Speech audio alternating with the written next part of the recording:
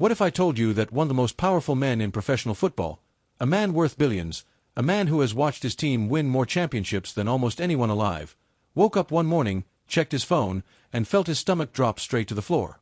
Not because of an injury report. Not because of a trade rumor.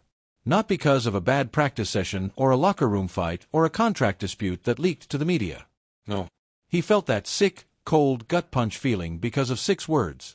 6 words from the mouth of Patrick Mahomes. 6 words that nobody, and I mean absolutely nobody, saw coming. And in the days that followed those 6 words, the NFL would never quite look the same again. So pull up a chair. Get comfortable. Because what you're about to hear is one of the most fascinating, layered, and genuinely jaw-dropping stories to come out of professional football in years. This isn't just a sports story. This is a story about power, about money, about loyalty, about what happens when the most important player in the entire National Football League decides that he has something to say, and that he is not going to be quiet about it. Let's go back to the beginning for a second. Doesn't even come close. He is arguably the most valuable individual player in any American professional sport right now. Think about that. In a league of hundreds of players on dozens of teams across an entire country, this one man, this one arm, this one brain operating behind a helmet, is considered by many experts and analysts to be the single most important person in the entire sport. Why? Let's break it down. By the time this story unfolds, Patrick Mahomes has already led the Kansas City Chiefs to multiple Super Bowl victories. He has won multiple Super Bowl MVP awards. He has won league MVP awards. He threw for over 5,000 yards in a single season. He has made throws in playoff games, throws that defy physics, throws that make defensive coordinators want to retire on the spot, that nobody else in the league can make. Throws off the wrong foot, spinning away from a blitz, launching a perfect spiral 40 yards downfield to a receiver in double coverage. Just impossible stuff. Stuff that makes you stop chewing your food and stare at the screen. But here's the thing that people who don't follow football closely might not fully appreciate. Mahomes isn't just great. He is the face of the NFL. The whole league. Not just the Chiefs. Not just Kansas City. The entire National Football League leans on this man's stardom to drive ratings, sell merchandise, fill stadiums, attract sponsors, and keep casual fans tuned in even when they have no rooting interest in a game. When Patrick Mahomes plays, people watch. When Patrick Mahomes makes a throw, people share it online. When Patrick Mahomes speaks, people listen. He is the gravitational center of the most popular and most financially powerful sports league in American history. And that is important. That is crucial. Because when someone with that kind of power and that kind of platform makes an unexpected announcement, the shockwave doesn't just ripple through one team or one city. It goes everywhere. It hits every owner's office, every front office, every broadcast deal, every sponsorship agreement. It hits the whole machine. Let's talk about the Kansas City Chiefs organization. The Kansas City Chiefs, under the ownership of the Hunt family, specifically Clark Hunt, who has run the team for years, have built something genuinely remarkable. They are one of the most successful franchises in recent NFL history. Back-to-back Super Bowl wins. Multiple AFC championship appearances. A roster built around Mahomes that has been consistently competitive year after year. They have good coaching. They have good management. They have passionate fans. And they play in a market, Kansas City, Missouri, that absolutely bleeds red for their team. Clark Hunt, for his part, is a low-key, understated kind of owner. He's not the flashy, headline-grabbing type. He doesn't hold press conferences to talk about himself. He doesn't make wild moves that end up on the front page for all the wrong reasons. He runs a tight ship. He is a businessman first, and a football man second, and he has let his general manager and head coach do the football work while he handles the business side. And business has been very, very good. The Chiefs franchise is worth billions of dollars. The team generates hundreds of millions in revenue every year. Their games are among the most watched in the NFL. Their merchandise flies off shelves. Their games in prime time are automatic rating winners. A huge chunk of that, a massive, almost irreplaceable chunk, is because of Patrick Mahomes. Mahomes signed a contract extension with the Chiefs that made history. It was a 10-year deal worth up to $500 million. $500 million. When that contract was signed, People sat back and let the number sink in. It was the biggest contract in NFL history at the time. It guaranteed Mahomes would be in Kansas City for essentially his entire prime. It locked in the franchise. It locked in the star. And it sent a message to every other team in the NFL. This guy is ours, and we are going to do whatever it takes to keep him. And that contract, that commitment, was supposed to be the end of the conversation. The Chiefs had their guy. Mahomes had his money. Everything was locked up. Everything was secure. Or so everyone thought. Now, here's where we need to slow down a little. Because what happened next didn't happen overnight. It didn't happen in a vacuum. There was a slow build. A series of events, conversations, and developments that laid the groundwork for the moment when Mahomes finally stepped to the microphone and changed everything. To understand the announcement, you have to understand the tension that had been quietly building inside and around the Chiefs organization. It started with money, but not Mahomes's money. Other people's money. Specifically, the money being paid to the players around Mahomes. Here's a dynamic that exists in every NFL organization, but especially in organizations built around a superstar quarterback. When you pay your quarterback a historically massive contract, you're spending a huge portion of your total salary cap on one player. The NFL has a salary cap, a limit on how much total money all teams can spend on players, and when one player is eating up a gigantic portion of that cap, the rest of the roster has to be built on a tighter budget. That means tough decisions. It means letting go of beloved players who want more money than the team can offer. It means paying young players less than market value in hopes they'll accept it for the chance to win. It means sometimes the guys blocking for your star quarterback aren't being paid what they're worth. The guys catching his passes aren't being paid what they're worth. The defensive players making sure the other team doesn't score aren't being paid what they're worth. And that creates friction. Slowly, quietly, under the surface. Now, Mahomes is smart. Brilliantly, almost scarily smart. Not just in terms of football IQ, but in terms of understanding the business of football. He has people around him. He has an agent. He has advisors. He reads. He pays attention. He understands that the salary cap is a puzzle, and that the way his team solves that puzzle affects his ability to win. And for years, he had been watching his team lose pieces. Watching guys walk. Watching the roster get a little thinner here, a little less talented there, because the math just didn't work out to keep everyone. Now, to be fair, the Chiefs kept winning despite all of this. Because Mahomes is just that good. He makes players around him better. He compensates for weaknesses on the roster with his ability to create plays out of nothing. He is uniquely capable of winning with a less-than-perfect supporting cast. But there's a limit to what even Patrick Mahomes can do. There's a point where the roster becomes thin enough that the losses start coming, and the Super Bowls start feeling further away, and the best years of his career start slipping by without the rings to show for it. And quietly, in conversations behind closed doors, in texts with his agent, in discussions with the people he trusted, Mahomes had been thinking about this. Watching this. Letting it simmer. And then something happened. Something that pushed everything to the surface. The details of exactly what triggered the announcement vary depending on who you talk to. But what most people who follow this story closely agree on is this. There was a specific moment, a specific breaking point, where Mahomes decided he was done being quiet. Some reports suggest it was connected to a failed negotiation. That a key player on the Chiefs roster, someone Mahomes had specifically wanted the team to keep, someone he had gone to bat for privately, someone he considered essential to the team's chances, was let go. Released. Or allowed to walk in free agency because the team wouldn't meet his contract demands. And when that happened, something shifted in Mahomes. He had expressed his desire to keep this player. He had made his preference clear, at least privately. And the organization, the front office, the ownership, had made their decision based on the cold, hard math of the salary cap. Business decision. Nothing personal. This is how the NFL works. But for Mahomes, it wasn't just business. It was personal. Because this wasn't just some backup player or a depth piece that could be replaced easily. This was someone Mahomes trusted. Someone who made his life easier on the field. Someone whose absence was going to make the job harder. And here's the part that really lit the fire. Mahomes had done something rare for a player of his stature. He had proactively restructured parts of his own contract, taken less money up front, restructured to create more cap space, specifically to give the team more financial flexibility to keep players he wanted to keep around him. He had sacrificed. He had bent. He had shown good faith. And in his eyes, and in the eyes of many observers, that sacrifice hadn't been matched.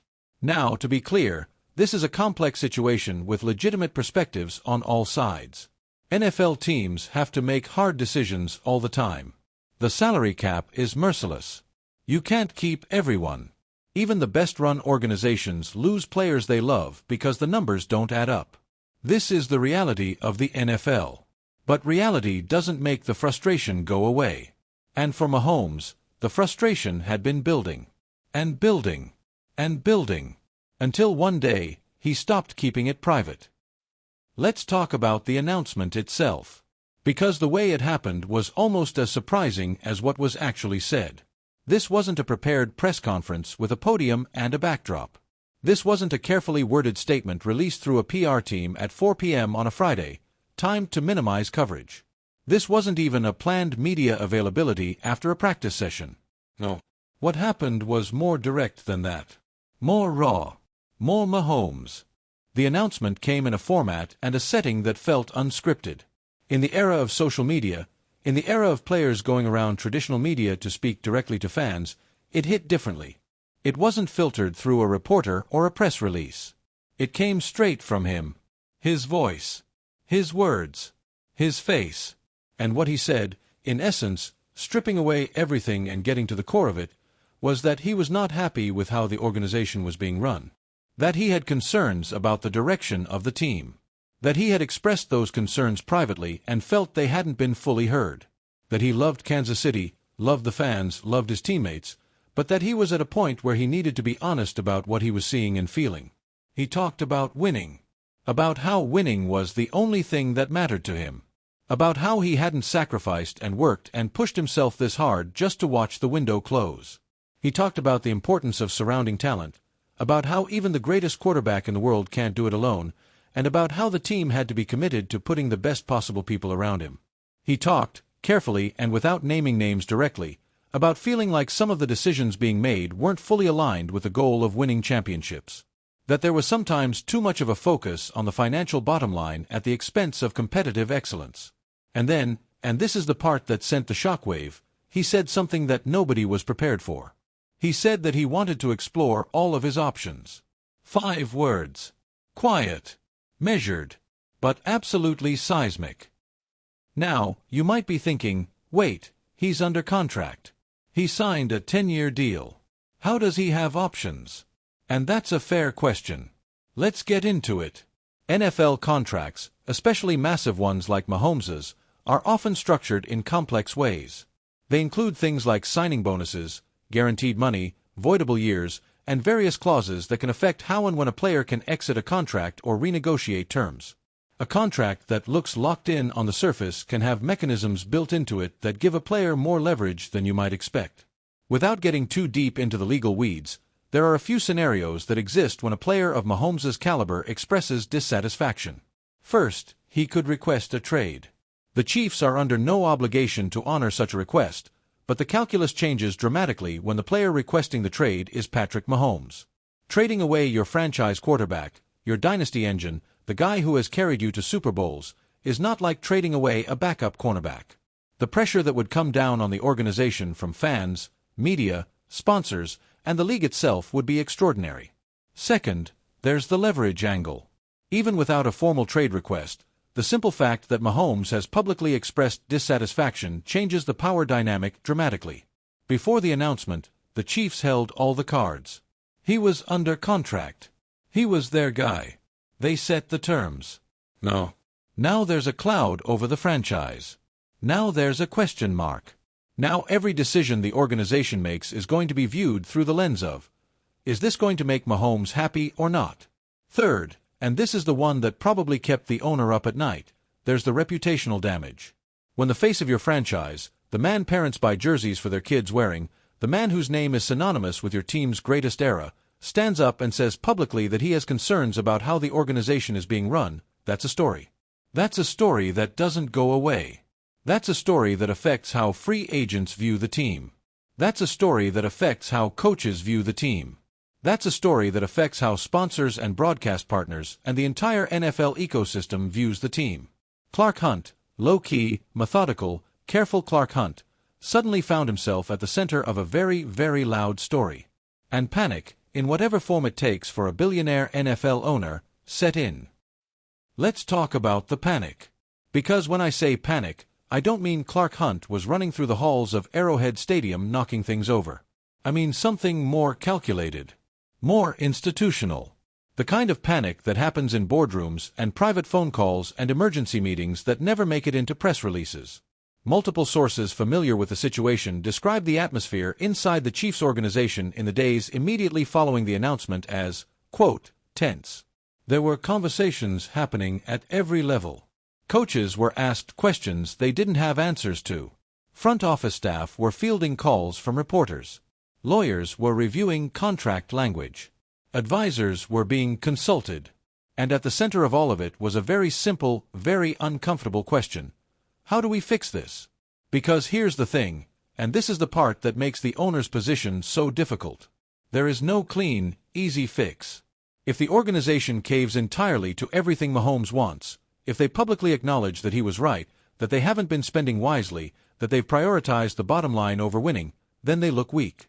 They look like an organization that can be pushed around by its players. And that sets a precedent. Not just with Mahomes, but with every other player on the roster, and with agents around the league who are always watching. But if they stand firm, if they push back, if they publicly defend every decision they've made, if they project confidence and say everything is fine, then they risk Mahomes digging in further. They risk the story growing bigger. They risk the disconnect between player and organization becoming a full-blown rift that can't be repaired. It's a no-win situation. And it was created almost entirely by one announcement. That's the power that Patrick Mahomes has. And that power doesn't come from his contract. It doesn't come from his salary. It comes from something you can't put a number on, his absolute indispensability. Now let's talk about the broader NFL landscape. Because this story doesn't exist in isolation. It is part of a larger, ongoing shift in the power dynamics of professional football. For most of the NFL's history, the relationship between owners and players was pretty simple. Owners had all the power. Players came in, played their contracts, and left when the team said it was time. The idea of a player, even a superstar, publicly challenging ownership decisions was nearly unthinkable. You kept your head down. You played ball. You cashed your checks and you said the right things to the media. That era is over. It's been ending gradually for years, driven by a combination of factors. The rise of social media, which gives players a direct line to fans and bypasses traditional media gatekeepers.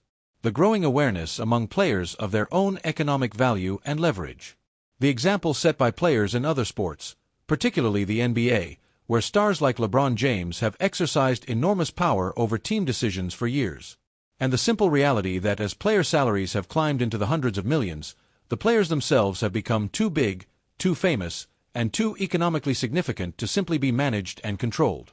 Patrick Mahomes is the NFL's version of LeBron. Not in playing style, they're completely different athletes in completely different sports. But in terms of cultural and economic footprint. In terms of the ability to shape narratives. In terms of the reality that the league and his team need him more than he needs them. And what Mahomes did with his announcement was something that NFL players almost never do. He exercised that power. Publicly. Deliberately. In a way that forced the conversation into the open where it couldn't be quietly managed. That's why it was so unexpected. Not just the content of what he said, but the fact that he said it at all. Quarterbacks, especially franchise quarterbacks, especially guys who have been winning, don't do this. They handle things internally. They trust the organization. They project unity and optimism even when they're frustrated. Mahomes broke that script. And everyone in the NFL paid very close attention. Let's take a moment to think about what the other owners were thinking when this happened. Because while Clark Hunt was the one directly in the line of fire, every other NFL owner in the league was watching this unfold with a very specific mix of emotions. Part sympathy, part second-hand anxiety, and part, if we're being honest, a kind of fascinated dread. Because every owner in the NFL has a franchise quarterback. Or wants one. Or is paying huge money to find one.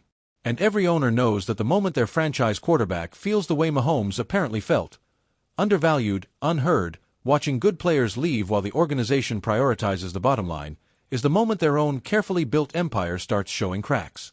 Owners talk. Owners have their own private channels.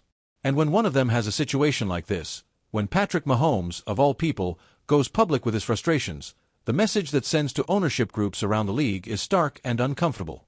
Your superstar is watching this. Your franchise quarterback read that announcement, watched the reaction, and took notes. He now knows that it can be done. He now knows that there's an audience for this kind of statement. He now knows that the old rules, the rules that said you handle this quietly, you don't air grievances publicly, you respect the chain of command, those rules are negotiable. And that scared a lot of powerful people. Let's get back to Kansas City. In the days and weeks following the announcement, the story evolved quickly. And each evolution brought new layers of complexity. First, there was the media frenzy. Every sports network, every sports radio station, every podcast and YouTube channel and Twitter account devoted to NFL coverage was on this story like nothing else. Analysts debated endlessly. Former players weighed in. Former coaches weighed in. Agents who'd been involved in similar situations offered perspective. The takes ranged from full support for Mahomes, he's right, he earned the right to speak his mind, the organization needs to do better, to criticism, this is bad for the team, bad for the locker room, you don't do this publicly, there's a right way and a wrong way. Second, there were the teammates. And this was one of the most fascinating elements of the story. Because when a franchise player comes out publicly with this kind of statement, every other player on the roster has to figure out where they stand. Some of Mahomes' teammates quietly expressed support, not publicly, but in ways that reporters picked up on. Others were more guarded, more diplomatic, sticking to the company line that everything is fine, everything is being worked out, we're focused on football. But the fact that there was any daylight at all between players and ownership, the fact that it wasn't a unanimous, unified, everything is great here, from everyone inside that building, was itself a story. It suggested the frustration wasn't just Mahomes's alone. It suggested that the feeling he'd expressed resonated inside that locker room. Third, there was the fan reaction. And Kansas City fans, some of the most passionate fans in professional football, were divided in a way that doesn't happen very often in a football-crazy city that's been winning. Some fans sided immediately and completely with Mahomes. He had given them championships. He had given them memories. He had bled and sacrificed for that city.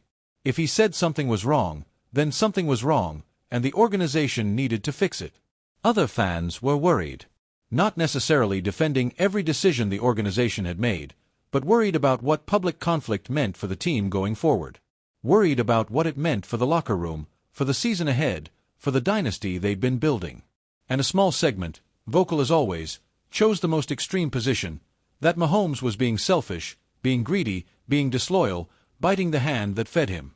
That take is, frankly, a little ridiculous given everything he's done for that franchise and how much the franchise has benefited financially from his stardom. But it's part of the full picture of the fan reaction. Now let's talk about what the Chiefs organization actually did in response.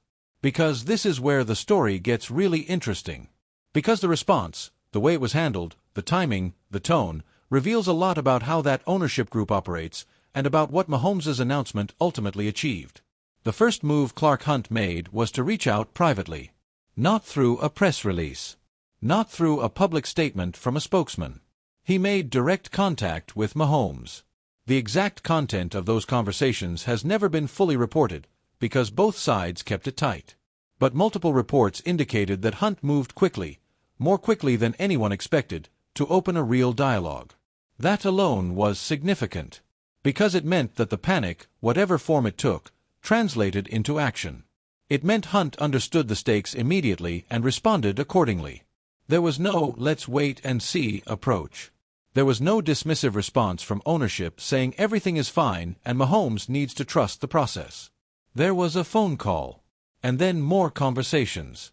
And then, according to people familiar with the situation, something began to shift. The organization started to signal, quietly at first, through the kind of anonymous sourcing that the NFL world runs on, that they had heard the concerns. that they took them seriously, that they were committed to doing everything in their power to build the best possible team around their quarterback. And then things happened that hadn't been happening before.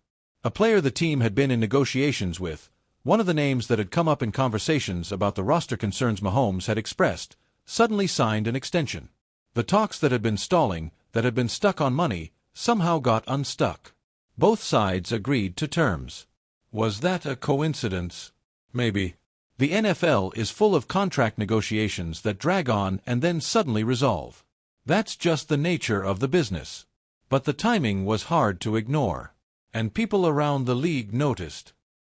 Let's talk about the bigger picture of what this whole episode means for the future. Because even in the best-case scenario, the situation between Mahomes and the Chiefs gets fully resolved, this moment has already changed things. The announcement has already happened. The words are already out there. The precedent has already been set. And that precedent is this. The most important player in the NFL felt empowered to speak publicly about his frustrations with his organization. He did it on his own terms. He did it in his own way. And the organization blinked first. What does that mean for the future? It means that the next time a franchise quarterback has a frustration, with player personnel decisions, with the coaching staff, with ownership's level of investment, with anything, he's going to look at this moment and do the math. It means that agents representing top quarterbacks are going to point to this moment in contract negotiations. It means that the old understanding, the old unspoken compact between franchise players and the organizations that own their rights, has been renegotiated. The players have more power than they've ever had. And Patrick Mahomes just demonstrated exactly how that power can be exercised. Now let's dig into something that hasn't been talked about quite enough in all the coverage of this story. And that's the question of what Mahomes actually wants. Because it's easy to frame this entire story as a conflict. Player versus owner. Superstar versus organization. But that framing misses something important. Patrick Mahomes is not trying to blow up the Kansas City Chiefs. He is not trying to force a trade, leave Kansas City, or torch the organization that has given him the platform to become what he is. The evidence, when you look at everything he's said and done, points in a very clear direction. He wants to win. He wants to win more Super Bowls. He wants to be the greatest quarterback in NFL history, not just in terms of individual statistics, but in terms of championships. And he wants the organization to be as committed to that goal as he is. That's actually not a radical ask. That's not an unreasonable position. When you've given a player $500 million and asked him to be the cornerstone of your franchise for a decade, and he comes back to you and says, "Please commit to putting the best possible team around me," that's a player who is aligned with the organization's core goal. He's not asking for a yacht. He's not asking for a different schedule or special treatment or a private plane. He's asking for the thing that every winning organization in sports history has had to commit to, surrounding its star with talent. What made the announcement unexpected wasn't the underlying message. It was the delivery, the public nature of it. The fact that it went outside the walls of the facility and reached every fan, every media member, every owner, every agent in the league. Mahomes made an internal organizational frustration into a public accountability moment. And whether you agree with how he did it or not, it worked. Let's talk about the head coach. Because in all the focus on Mahomes and Hunt, one important figure in this story sometimes gets overlooked. And that's the head coach of the Kansas City Chiefs.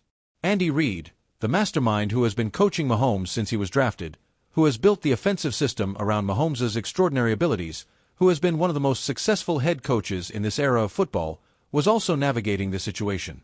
And his position was uniquely delicate. On one hand, Reid is employed by the organization. He answers to ownership. He is part of the management structure that Mahomes was, in some sense, challenging. If he publicly sides with Mahomes, he's undermining his own employers. If he publicly sides with ownership, he risks damaging his relationship with the quarterback whose trust and comfort in the system is absolutely essential to the team's success. What Reid apparently did, and this is very on-brand for one of the more emotionally intelligent coaches in the NFL, was navigate the middle path. He stayed close to Mahomes. He maintained open communication. He was careful not to say anything publicly that would inflame the situation or make Mahomes feel like the coaching staff was dismissing his concerns. But he also didn't throw the front office under the bus. Reid knows better than almost anyone in football how rare Patrick Mahomes is. He has coached Hall of Fame quarterbacks before. He has worked with some of the best to ever play the position. And his assessment, shared privately with anyone who asks, is that Mahomes is different. That what Mahomes does is genuinely unlike anything he's ever seen in 40-plus years of coaching football. That kind of admiration creates loyalty. And that loyalty is part of why, even amid all of this tension and noise and public drama, the working relationship between Mahomes and his head coach remained fundamentally intact. Let's talk about the contract one more time. Because as this story evolved, the contract became a central part of the conversation in ways that go beyond the original numbers. When Mahomes signed that $500 million deal, it was historic. It was celebrated. It was held up as an example of the Chiefs' commitment to their franchise. But as we've been discussing, a huge contract doesn't automatically mean everything is fine. A huge contract doesn't mean the player feels heard or respected or like the organization is doing everything it can to help him win. And one of the more surprising elements of the aftermath of Mahomes' announcement was a quiet, behind-the-scenes conversation about whether there was an appetite on both sides to revisit certain aspects of the contract structure. Not the total value necessarily. Mahomes wasn't asking for more money, that much seems clear. But possibly the terms, the structure, the mechanisms within the contract that affect his leverage and his ability to push for the things he cares about. These conversations, if they happened, and there's reason to believe they did, at least in preliminary form, represent something genuinely unprecedented. You almost never hear about a player who just signed the biggest contract in NFL history having conversations about reworking that deal just a few years in. It's not how the NFL normally works. Contracts are signed. Teams and players honor them. Maybe there's a restructure here or there for cap purposes, but the fundamental terms? Those are set. The fact that there was any conversation at all about revisiting the framework of Mahomes' deal, and again, this is based on reporting and sourcing, not confirmed by either side publicly, speaks to just how much leverage the announcement gave him. It shifted the entire dynamic. It made the organization feel like they needed to show concrete, tangible good faith. And sometimes that good faith conversation leads to places nobody expected to go. By now you might be wondering, okay, so where does all of this actually land? What actually changed? What was the resolution? And here's the honest answer. Some things changed, and some things are still being worked through. Because this is real life, not a movie with a clean ending where everyone hugs and the problem is solved and the credits roll. What seems clear is this. The relationship between Mahomes and the organization did not end. He did not demand a trade. He did not hold out from training camp. He did not refuse to participate in team activities. He continued to show up, to work, to be Patrick Mahomes on the field. The dynasty machine kept running. But something fundamental shifted in the relationship. There is now an acknowledged reality, spoken publicly, discussed internally, understood at every level of the organization, that Patrick Mahomes is not just an employee who cashes his check and keeps his head down. He is a stakeholder. He is a voice that matters in how this organization is run. Not in a formal sense. He's not being invited to draft meetings or sitting in on contract negotiations with other players.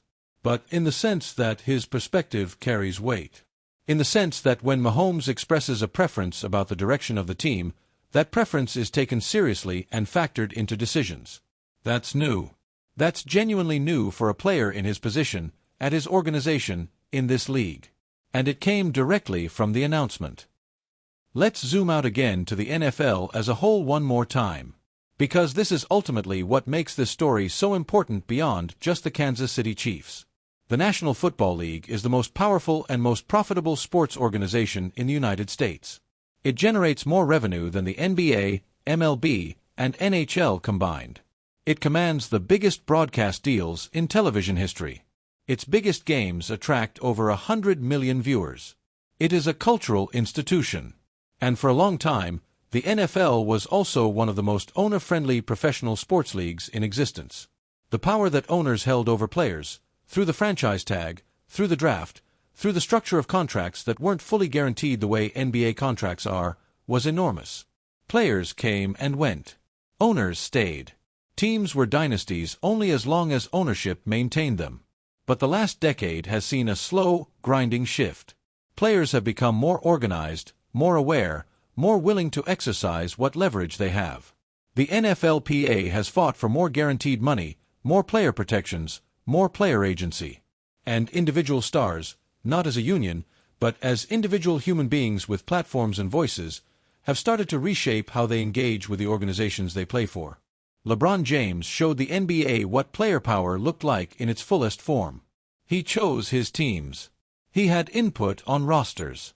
He influenced which coaches were hired and fired. And the NBA is a better, more exciting, more narratively rich product because of it.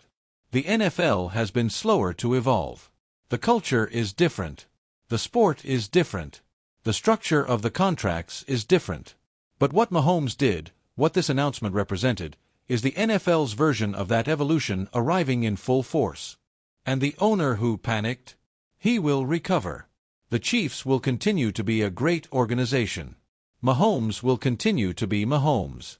But this moment, this announcement, this public expression of player power at the highest level of the sport, will be studied and referenced and built upon for years to come. Let's talk about the fans one more time. Because through all of this, the negotiations, the power dynamics, the contract structures, the organizational politics, the fans are still there. The people who live and die with these results every Sunday. The people who wear the jerseys, pack the stadiums, watch on their couches with their kids, paint their faces red and gold, and dream every year about another championship. For those fans, and there are millions of them, the question at the heart of all of this is actually pretty simple. Is Patrick Mahomes going to keep playing for the Kansas City Chiefs and trying to win Super Bowls? And from everything that's been reported, everything that's been observed, everything that people on both sides of this situation have indicated, the answer is yes. Mahomes loves Kansas City. He has built a life there. His wife and children are there. His charitable work is there. His identity as a football player is tied to that city in a way that goes beyond just the team. He didn't make that announcement because he wanted out. He made it because he wanted better. Because he wanted the organization to live up to the standard that he holds himself to every single day. And when you think about it that way, when you strip away all the drama and the media cycles and the panicked owner and the contract language, what you're left with is actually a story about someone who cares. Someone who cares so much about winning, and about his team, and about the standard they've set, that he was willing to take the risk of going public with his frustration rather than letting things drift in the wrong direction. That's not a guy who's checked out. That's not a guy who's coasting on his contract and counting down the years. That's a competitor who refuses to let the people around him get comfortable, refuses to let the organization lose the hunger that got them to the top. Patrick Mahomes made that announcement because he still wants to win more than almost anything. And he wanted the organization to know, clearly and publicly, that he expects them to want it just as much. Now, there's one more dimension to this story that I want to make sure we explore. Because it's easy to look at this entire situation and see it purely as a business story, or a power story, or a sports story. But there's a human dimension that's important to understand. Patrick Mahomes is a young man who has carried an enormous weight for most of his adult life.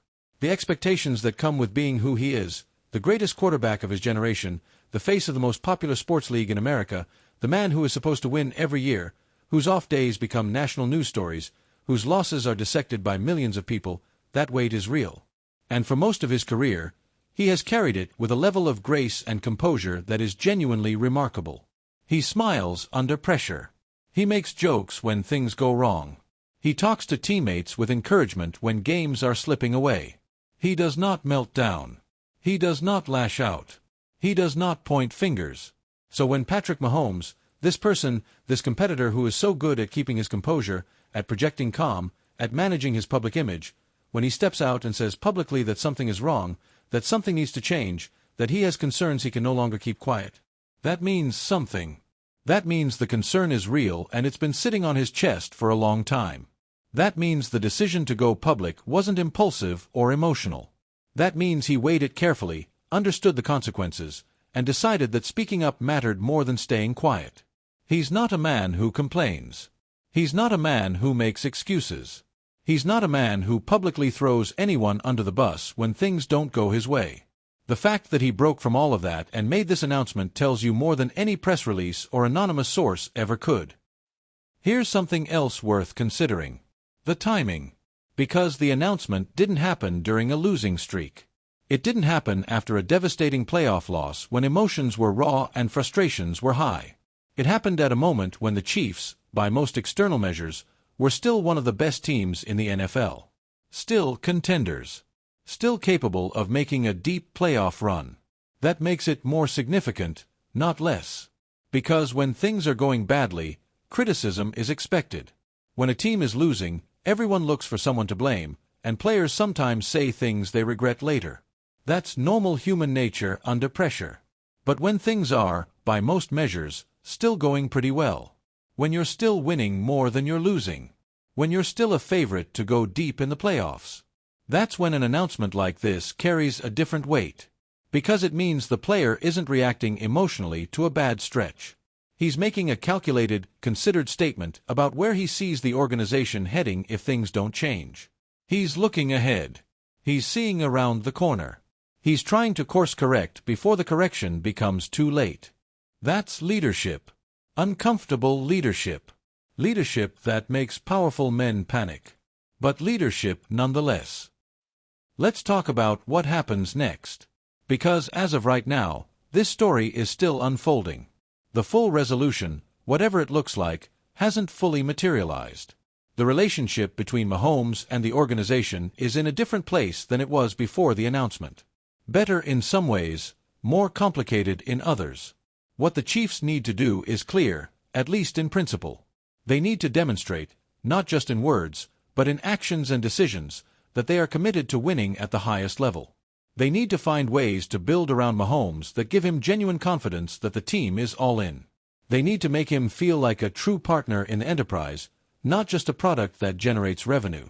What Mahomes needs to do is also clear in principle.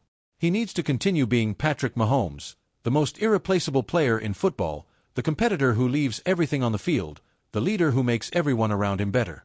He needs to trust that the process he set in motion, the announcement, the uncomfortable conversation, the public accountability moment, is going to produce genuine change over time. And what the NFL needs to reckon with is perhaps the most interesting of all.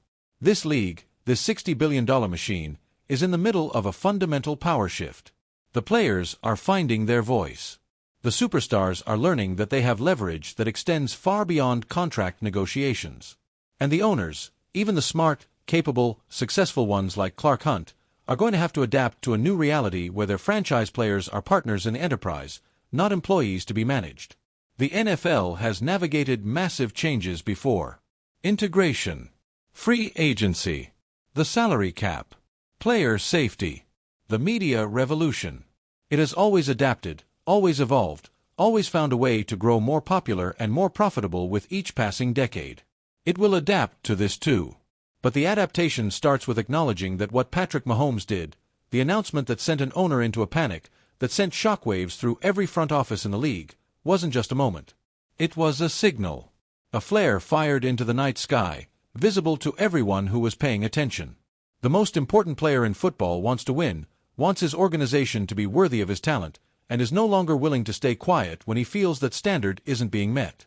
And everybody, every owner, every general manager, every head coach, every agent, every player, heard that signal loud and clear. Let me take you back to the beginning one more time. Back to that billionaire owner, waking up, checking his phone, feeling his stomach drop. Why did he panic? Not because Patrick Mahomes threatened to leave.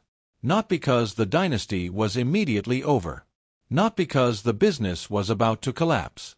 He panicked because for the first time, in a real and public way, the person who made him the envy of every owner in the NFL, the person whose right arm had generated hundreds of millions in franchise value, had looked at everything that owner had built and said, "Not good enough."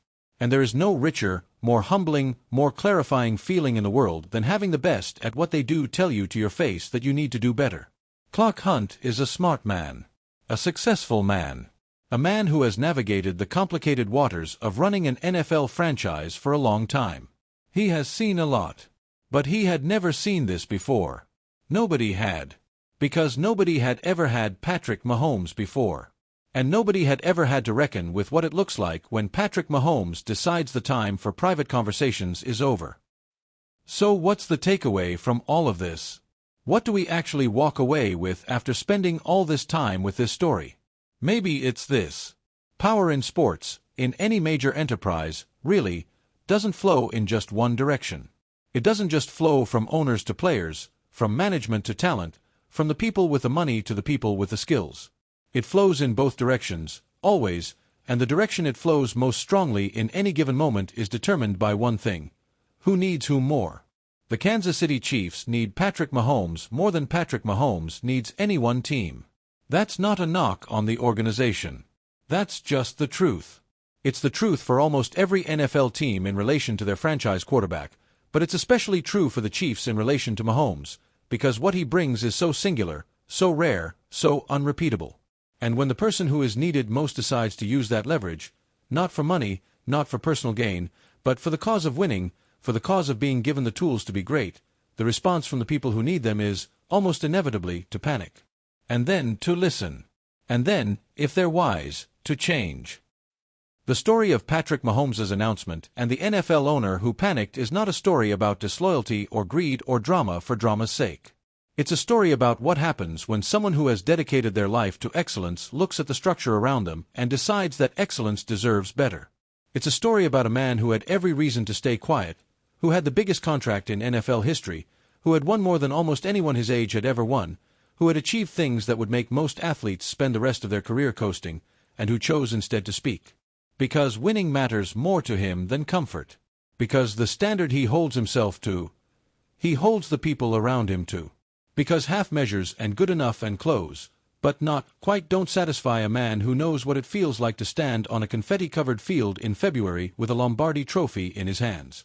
Patrick Mahomes wants to win. And he made sure the whole world knew it. What an owner thought would be a quiet morning turned into the loudest conversation in professional football. And it will echo for a very long time.